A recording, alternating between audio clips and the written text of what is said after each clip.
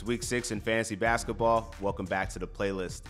To recap week 5, Giannis Antetokounmpo was the top point scorer in points leagues, and coming in a surprising second, Franz Wagner averaged 33 points, 7 boards, and over 2 steals per game in week 5.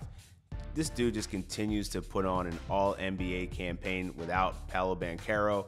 I mean, for what fantasy managers are getting, easily one of the best values this year thus far.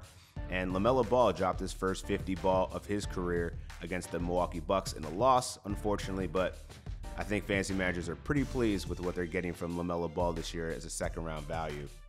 All right, let's get to the pickups that you'll want to make in week 6. All right, the first pickup I'm making, kind of old, kind of boring, Malcolm Brogdon. The Wizards play 4 games this week, and it looks like he's past Bub Carrington on the depth chart. This could be temporary, but this is an opportunity for the Wizards to showcase one of their veterans in a potential trade. Brogdon's averaging 13 points with 4 boards and 2 assists over his last few games since returning from injury. I like him. Pick him up. Next pickup, TJ McConnell. Been recommending him for a few weeks now.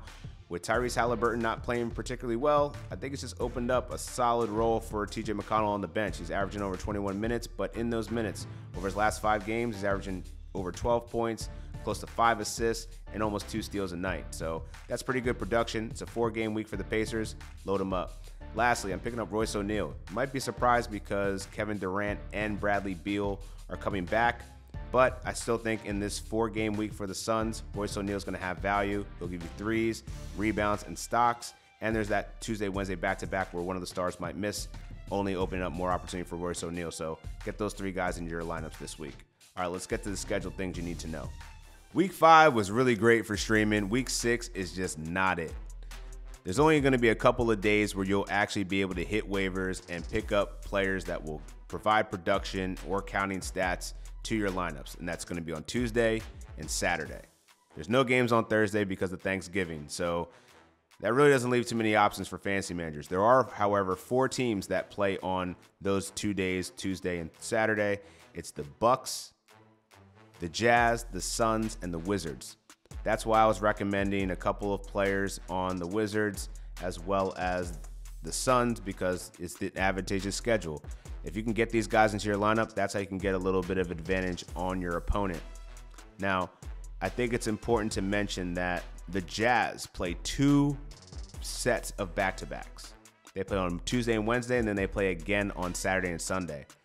There's not many fringe Jazz guys to pick up on waivers. Maybe it's Johnny Juzang. Maybe it's someone got frustrated and dropped Keontae George. But just take a look, because that team specifically has a really nice schedule where, Lauri Markkanen might sit. You never know. Walker Kessler's coming back off an injury. He might sit. Maybe that makes Drew Eubanks streamable. Jordan Clarkson is a guy that's been really inconsistent, but he has value in a week like this. So keep that in mind. And to close out the show, I want to be writing an article tomorrow about 3 guys that I just don't really know where they stand in fantasy. But I'm going to mention 2 of them for now. Tyrese Haliburton and Jalen Duren. Tyrese Haliburton, I feel like, might be the worst value in fantasy basketball right now just by his pure ranking. His points are down, the assists are down, the efficiency is at a career low at this point. He's down bad, and if you watch interviews, he doesn't know what's wrong. He's still trying to work himself out to figure how he can change this slump that he's in. But it's rough, and it's rough for fantasy managers. This guy is ranked outside the top 80 right now, and he was a first-round draft pick. But I think I could say the same for Jalen Duren, a guy that was a top 50 pick who's performing well outside the top 140 right now. His minutes are under 30 a game. His shooting 3 less shots per game, and he's locked into this timeshare with Beef Stew. And honestly, Isaiah Stewart's been their best defender this year. So he's not just going to go to the bench. It's JB Bickerstaff. We know how much he loves defense and has to have that formidable front court to protect the rim. If Jalen Duren's not getting it done, I don't know when he will. So it just begs the question, is this a prime buy low for these 2 guys? Or is this just who they are and this is a bad season? I'll delve into it a little bit more in my Tuesday article, but until then, make sure y'all have a safe and happy holidays.